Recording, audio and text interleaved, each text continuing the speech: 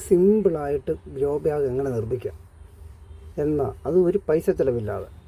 അതിന് നമ്മൾ ആദ്യം ചെയ്യേണ്ടത്, ചില കടകളിലൊക്കെ ആണെങ്കിൽ, ചില കടകളെന്ന് പറഞ്ഞാൽ നമ്മുടെ ഈ റൂം ഷീറ്റൊക്കെ വിൽക്കുന്ന കടകളിൽ ഈ പാത്തിയുടെ ഒരു കവർ കിട്ടും. ആ കവർ കിട്ടി അത് വേസ്റ്റായിട്ട് എടുത്ത് കളയുന്ന കവറാണ്. ആ കവർ നമ്മൾ എടുത്തിട്ട് ഒരു 16 ഇഞ്ച് നീളത്തിൽ സെയിം പീസായിട്ട് കട്ട് ചെയ്തെടുക്കണം.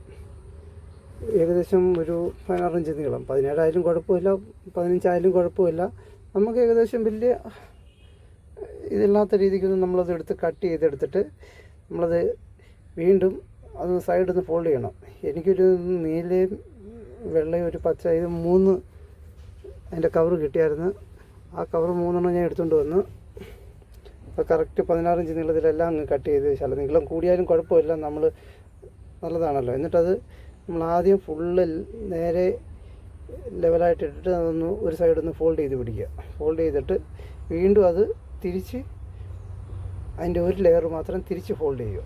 തിരിച്ച് ഫോൾഡ് ചെയ്യുമ്പോഴത്തേക്ക് വീണ്ടും ഫുള്ളായിട്ട് കിടക്കും. ആ ഫുള്ളായിട്ട് കിടക്കുമ്പോൾ അതിൻ്റെ ഒരു മൂല എടുത്തിട്ട് വീണ്ടും അടുത്ത ഒരു മൂലയിലേക്ക് നമ്മളത് കറക്റ്റ് ലെവൽ ചെയ്ത് ഫോൾഡാക്കി പിടിച്ച് കഴിഞ്ഞാൽ ക്ലിയറായിട്ട് കിട്ടും. പിന്നെ നമ്മളിത് സ്റ്റിച്ച് ചെയ്തെടുക്കണം. സ്റ്റിച്ച് ചെയ്തെടുക്കാൻ വലിയ ബുദ്ധിമുട്ടൊന്നുമില്ല. അടിഭാഗം നല്ലതുപോലെ ഒന്ന് 2 ലെയർ സ്റ്റിച്ച് ചെയ്തെടുത്ത് കഴിഞ്ഞാൽ നമുക്ക് ഗ്രോ ബാഗ് റെഡിയായി കിട്ടും. എന്നിട്ട് അത് സ്റ്റിച്ച് ചെയ്യുന്നത് നമ്മൾ സാധാ മെഷീനാണെങ്കിൽ ഇച്ചിരി ബുദ്ധിമുട്ട് കാണും, ഇച്ചിരി പവർ മെഷീനാണെങ്കിൽ എളുപ്പം നല്ല വൃത്തിയായിട്ട് കിട്ടും. അത് നമ്മൾ സ്റ്റിച്ച് ചെയ്തെടുത്ത ശേഷം നമ്മളത് നിവർത്തി നോക്കി കഴിഞ്ഞാൽ ഇതുപോലെ സാധാരണ നമ്മൾ കടയിൽ നിന്ന് വാങ്ങുന്ന ഗ്രോ ബാഗ് പോലെ തന്നെ ഇരിക്കും. എന്തായാലും നിങ്ങളെല്ലാം ശ്രമിച്ച് നോക്കുക.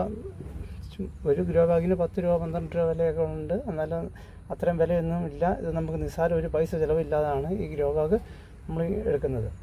നമുക്ക് തൽക്കാലം അത്യാവശ്യമുള്ള ചെറിയ ചെറിയ കൃഷികളോ പച്ചക്കറികളോ ഒക്കെ നടാനായിട്ട് ഈ ഗ്രോ ബാഗ് നമുക്ക് ഉപകാരപ്പെടും. ഇത്രയും ഈ വീഡിയോ കണ്ട് നിങ്ങൾക്ക് ഇഷ്ടപ്പെട്ടാൽ ഒന്ന് ലൈക്ക് ചെയ്യുക, ഷെയർ ചെയ്യുക.